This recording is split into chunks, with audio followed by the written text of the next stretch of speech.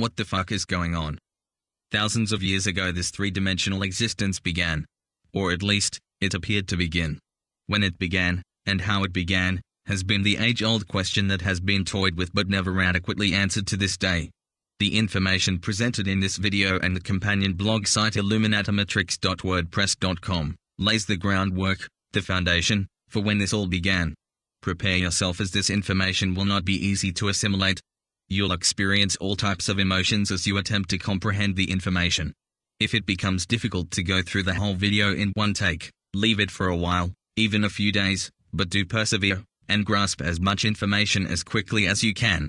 So, if you're ready, we're going to have a look at where we came from. The screen in front of you is empty. Now imagine the empty screen is the totality of everything that is, even though there's no shape, no color and no sound. As you look at the screen in front of you, what do you see? You see nothing. As you look at the screen in front of you, what do you know? You know a lot. Even though you don't see anything on the screen, you still know and have locked up inside you a vast storehouse of knowing. At this point in time, and in this scenario we're contemplating, what you know may be correct, or it may be incorrect. It makes no difference. You still have an incredible amount of information recorded somewhere within you, even though you can't see anything. Imagine again, that all that knowing you possess, has within it, the power and strength to exist forever. There's no beginning and no end. You have the power and wisdom to be eternal. Imagine that you're filled with this knowing and completely possessed with this eternal power and strength. This is about as powerful as anyone could hope to be. Let's imagine that this knowing not only exists in you, but it exists in every person on the planet. It's not something you have to go out and find, it's just there, in you and in everyone that ever walked on the face of the earth. Now imagine that someone, or a group of individuals, with that same eternal power, also wanted to have your power, and my power. Imagine that this group wanted to take possession of all that is ours. However, they can't take it from us by force, because it's locked inside us, and it is who we are. Still, they desire to at least control it. This group wished for our power to work in unison with their power, and the enormity of that combined strength of power and knowing would make them greater than the greatest, the most massive force in existence. There would appear to be God. The information presented here will show you who and what God is, what religion is, what science and intellectualism is, and how to eliminate the control these fabricated illusory systems have on our lives. Keep watching the screen and it will be demonstrated how they went about taking control of our existence. How they took control of our reality and took control of our eternity. It will also be demonstrated how to take back that control of our existence, our reality and our eternity. Right now, we'll see how to reconnect to our wisdom and awareness, which is the power and strength, the knowing, of the eternal state. This wisdom and awareness is something we already have. There's nothing we have to do except reconnect to it. Here's how they disconnected us from wisdom and reality. Thinking, the process of manipulation, through a process called thinking, the root, the seed of manipulation, was planted by the patron of thinking. A patron is someone who has the right to appoint or to bestow a privilege. Let's call this patron a proton. The positive originator, or father of thinking. Let's call this father of thinking, thought. The seed of thinking, the seed of this patron father, is neutral. Not a patron, or a proton, not mature enough to have seed of its own. Simply neutral. We'll call this a neutron. And we'll call it the sun. This is the seed, or son, of the father. This neutron sun, seed is one with the father proton, matching 1 for 1, only a bit smaller in size. The sun isn't the positive originator of thought, he's neutral, he's a peaceful sun. This is the beginning of thought, the beginning of thinking. The next step in the manipulation process, in the thinking process, is the introduction of seduction. It's a grand concept to fabricate the concept of thinking, but just one thought isn't going to manipulate anyone loose of their connection to reality. This group of thinkers then thought to introduce something that would manufacture a form of perpetuity in this whole notion of taking control. Something that would be a place of reproducing the whole thinking process over and over and over again. Endlessly. With virtually no further effort other than directing the course of thinking until it reached its final conclusion of total control and the complete submission of everything unto them. The introduction of this next stage of thinking would have to cause motion, vibrations and energy. Without motion or energy, the proton and neutron, the father and son, would lie dormant, nothing more than a thought without purpose. The concept of an opposite to the positive proton was conjured up. We'll call this the elect lady, the negative attraction that would perpetually spark the imagination of the father proton. We'll call this elect lady the electron. The electrons would be small, much smaller than the father proton or the neutron sun. In fact, over 1800 times smaller. This electron would spin around the proton and neutron, held in orbit by the attraction to the male, yet keeping a distance, yet flirting endlessly for the male to pounce. But why stop there? Introduce another elect lady, and another. Make it a whole harem of elect ladies, flirting, and circling the male, creating a womb of protection for the seed of the father to grow and reproduce another just like themselves, again and again. Endlessly. We'll call this womb the nucleus. This womb will be the room, the birthplace, of the neutron sun seed, within the womb of the mother. This mother we'll call matter. This womb of the mother, this room of matter, is called the nucleus, for it produced the nucleus. Matter is that which occupies space. Even though this mother electron is just a thought from the group of thinkers, it orbits the father and the sun at the speed of thought, thereby occupying space, conjuring up the illusion of matter. Observe closely. The nucleus forms a hexagon in this two-dimensional demonstration. The hexagon is the form of two overlapping triangles, which have been created by the electrons orbiting the proton and neutron. This hexagon is the hex placed on humanity through the adoration of the mother, woman. This has been implanted through the thought process of this unseen group of thinkers. Something from nothing, from the void and emptiness of nothing, thought conjured up something. Within this grouping of the father proton, the son neutron and the mother electron, the whole of everything is formed. This is the first atom, the beginning in the womb of thought. This is the matrix womb. Thought formed this energy that glowed as an electrically charged atom. This glowing in turn produced light.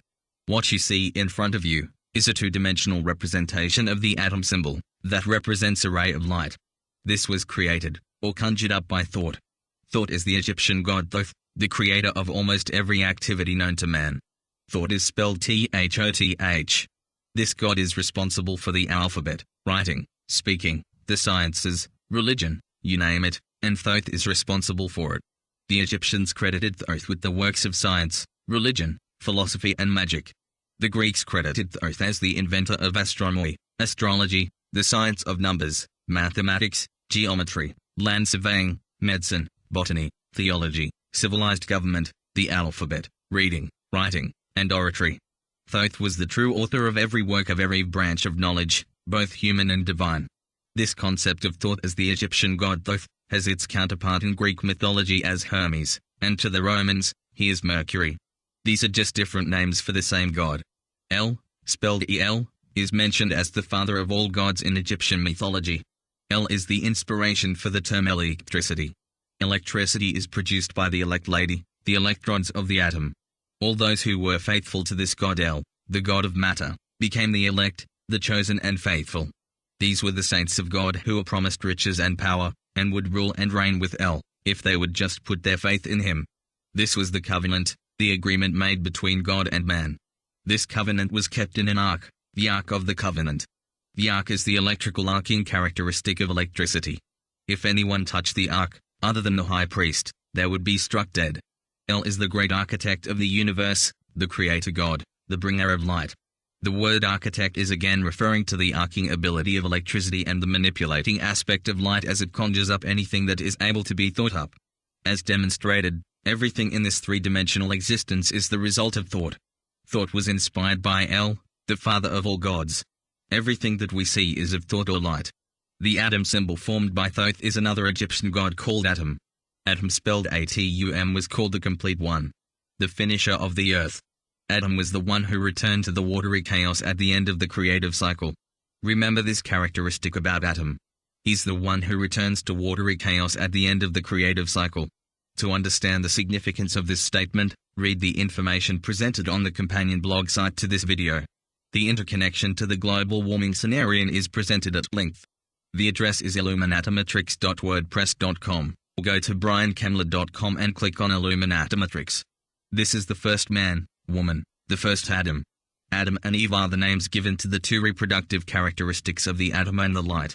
Adam refers to the atom form, and Eve refers to the light emanating from that form. Eve is the dawning of creation, the coming of the light. Eve is likewise the evening, the end of the light. This symbolizes the beginning and the end, the Alpha and the Omega, of the bringer of light. Adam and Eve together are symbolic names for the electrically charged atom symbol, which in turn symbolize the light bringer, the bright morning and evening stars. Together they represent the creator of light, the creator god called Lucifer, who is the light bringer. The Adam and the Eve that formed the lie or deception, created by the light. The light is the lie. This lie is the eye of the illuminated ones, or the enlightened ones. This is the all-seeing eye. In this way, Eve, the symbolic morning and evening light, produces the physical light, which is the ability to see. The ability to see in this three-dimensional existence is produced by the electricity contained within the atom. We are further told that Thoth gave birth to Nephilim. He was a type of young atom. Nephilim was referred to as the sunrise, which means, he who is beautiful. This corresponds to the concept of Lucifer, the bright and morning star, who led the way for the sunrise and the approaching dawn. You can see from all this mythology, that it is firmly entrenched in the structure of an atom symbol. The atom symbol was conjured up with just the slightest notion of thought, from the Egyptian sun god Thoth. The light now fills the earth with its rays. This is yet another Egyptian sun god called Re, or Ra, or again, Amen-Ra. This name, like the names of all the Egyptian gods, are inspired by the form of the atom symbol. The atom symbol is the oldest sex ritual symbol in the world, and if you look closely at it, you'll see that the six-pointed star is formed by the intersecting lines of the electron orbits.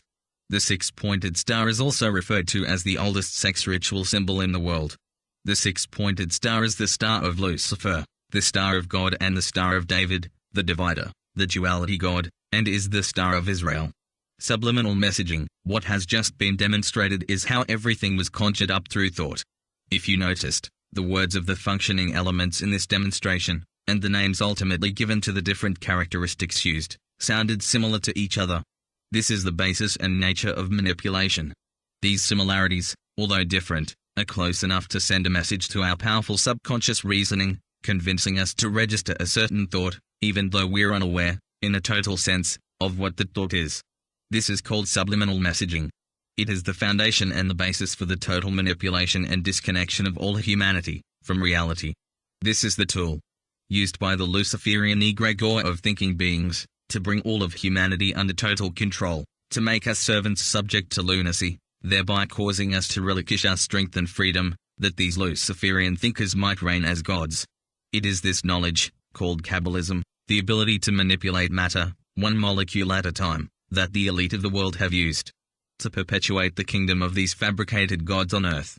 Thinking themselves to be the saints of God, the elect, and the divinely appointed rulers of humanity, they apply the principles of subliminal messaging, taught to them by the Luciferian group of thinkers, through the intellectual institutions of the world, thereby creating a hypnotic trance, in which all of humanity flounders around in confusion, fear, stress and disease.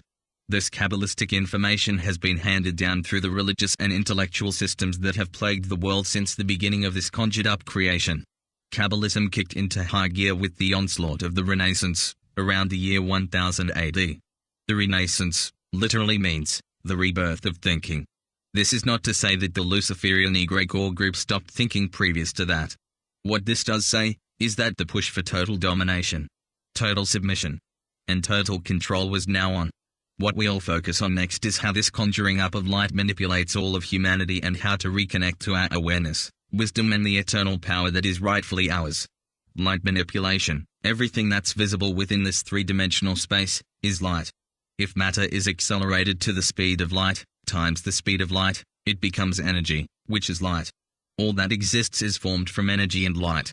For thousands of years, humanity has contemplated, and asked repeatedly, where did we come from? The information you've just heard explained the origin of everything, the source of light and the creation of all three-dimensional matter which is energy. Before light existed there was a void of nothingness.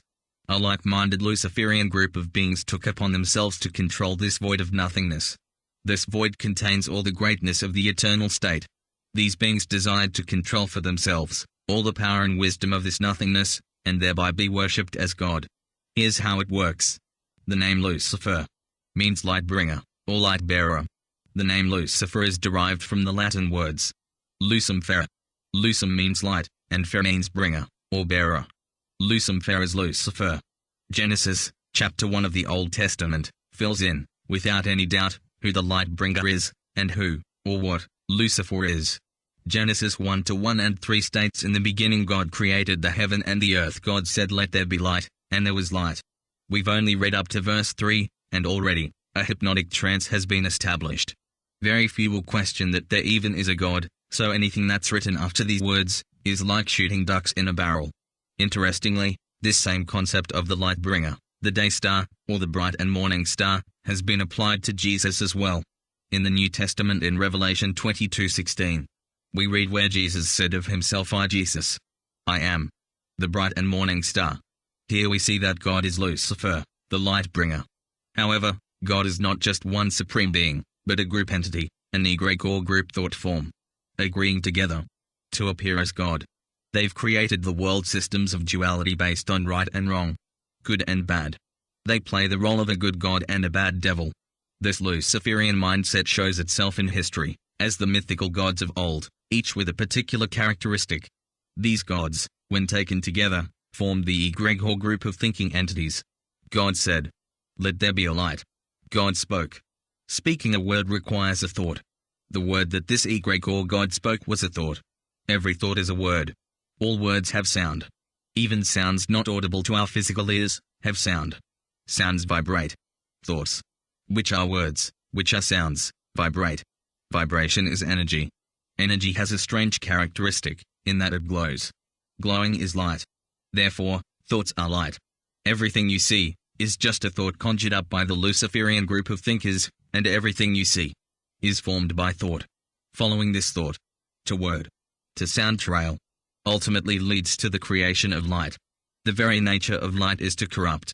This thought process, called thinking, has created the corruptible three-dimensional realm. Everything in this 3D space corrupts and dies. Light is nothing more than thought, and the thought form of the Luciferian thinkers is designed to create death, thereby controlling humanity through the fear of death. This God purposely and willfully created the concept known as death, and that's all death is. A concept. Death is an illusion. A manipulation of light through thought. Manipulating humanity with this illusion instills fear and desperation. Fear is the foundational characteristic that allows hypnotic, subliminal, thought, light patterns to be focused and injected into, and forced to pass through, our crystal brain.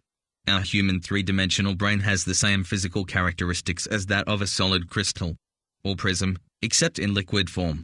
There's nothing godly, loving, or sweet about this group entity or its method of manipulation. For thousands of years, the use of fear and desperation has resulted in murders, wars, bloodletting, and endless disease. Children have been tortured, women have been raped, and men have marched blindly off the end of the plank into the ocean of hypocrisy and death. This has all been courtesy of the God of the Bible, the God of love, the God of the Old and New Testaments, the God of the Quran, the God of Buddha, the God of every religion and intellectual system known to man. This is the God of light, the Luciferian light bringer. Genesis 1 continues to say that God saw the light, that it was good. But good for who? Obviously, good for those who were using it to control humanity through the manipulation of light. Yet again, we have another subliminal. God doesn't say that anything is bad, it's just implied, suggested, implanted. If light is good, then something must be bad. Intellectual perspective on how we see. When we consider how we see things in this 3D space, we're told, from an intellectual perspective, that light enters through the pupil of our eye, where it strikes the back of the eye where it's reversed, and then travels along a neurological path to our brain, where it's flipped right side up again, and we see an image. Unfortunately, this is incorrect. Light is thought.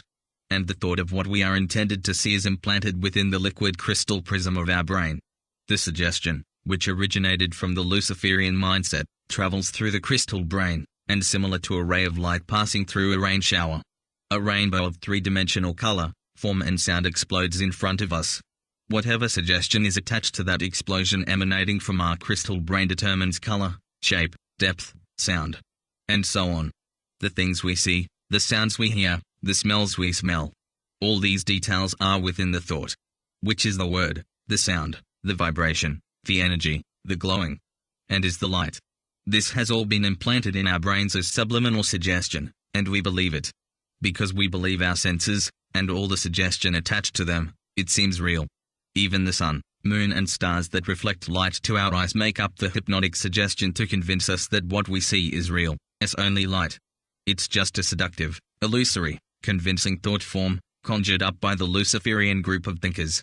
Stage hypnotist. The simplest way to understand this is to imagine a stage hypnotist with his subject in a trance. The hypnotist suggests certain things, and the subject is only able to see and hear those things the hypnotist is suggesting. The subject can hear the voice of the hypnotist, and true to the suggestion, he can see a giraffe, or an elephant, or whatever is suggested. The hypnotized subject can't see the audience, can't hear them laughing. The subject can only recognize those things the hypnotist suggests. Why can't the hypnotized subject see the audience, or anything other than what the hypnotist suggests? Simply because the suggestion is a subliminal thought, a word, and it created a whole new light pattern to emanate from the entranced subject's eyes. His eyes and ears still function, but because the thought implanted in the crystal brain has changed, then the reality of what seems to be real also changes. The hypnotized subject's eyes and ears work perfectly, but the reality is, the hypnotized subject can't see anything other than the words suggested. But why? Why can't the subject in a trance see anything else? Because the audience and everything associated outside the trance state really isn't there. If the audience members were really there, really three-dimensional, and really solid, then the eyes of the subject in the trance state would see them. The audience can't be seen because the audience is just light, just a thought, and when the new reality state, the new thought pattern, doesn't include them any longer, they cease to appear as a three-dimensional form. The audience didn't die, didn't leave the theater. The subliminal messaging changed, the reality shifted, and they ceased to appear as three-dimensional. From this, we have to keep in mind that light goes out of our eye. This is how we see. Light is a thought implanted in our crystal brain and explodes into a three-dimensional rainbow of forms, right before our eyes. Thought patterns are contrived to distract us from our place in the present moment. There is no such thing as time and space, just a three-dimensional light illusion simulating something called time and space.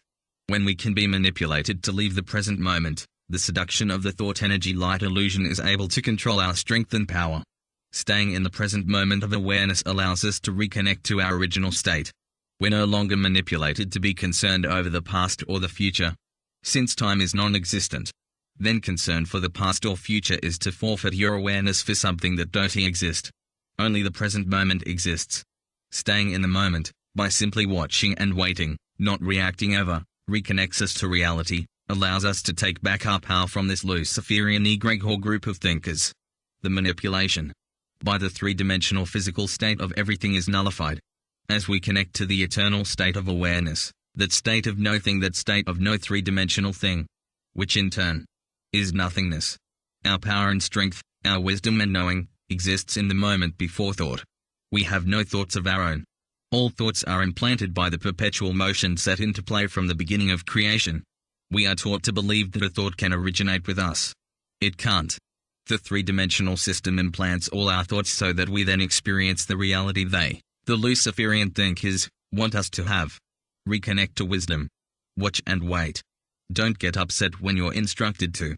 Don't react when you're demanded to. Don't resist when you think you want to. Don't try to suppress your feelings when they tell you to suppress your feelings. Just observe these thinkers telling you to suppress your feelings. And this little act of watching and waiting puts you in control of you. You reconnect with your awareness, and the manipulation perpetuated through the religious and intellectualism systems of the world is neutralized. Nothingness is our original eternal state of patience, joy, beauty, caring, knowing and freedom. It's the power of this awareness that these entities desire to control. You'll notice that the octagon symbol appears in red as a familiar stop sign. This is a symbol of total control. The octagon symbol is a major subliminal message used to seductively manipulate humanity into the precarious position of impending devastation. This octagon is formed from one of the light atom symbols, which is a zodiac cross. This is the sun god on the cross. The light atom symbol is one cross. When you take this cross and give it a 45-degree twist, then overlay it behind the first light atom symbol, in effect, what you have are two crosses which were used to form the atom symbol. These two crosses now form what is called the double cross. This is the cross of religion and intellectualism. This is the cross of duality and the cross of death, deceit, destruction and every diabolical system known to man. Not only is this double cross the subliminal shape of the stop sign, a symbol of total control, it is the shape of the Freedom Tower being built to replace the World Trade Center in New York City. This tower has nothing to do with freedom, but has everything to do with the destruction of the undesirables, or, in Luciferian language, the cleansing of the ungodly from the face of the earth. The elite implement this double cross at every opportunity when it comes to perpetuating and completing the agenda on behalf of the greed of the Luciferian thinkers. Their greed drives their desire to be worshipped as God. Their desire fosters thought, and thought fosters the whole three-dimensional experience. And the rest is literally history.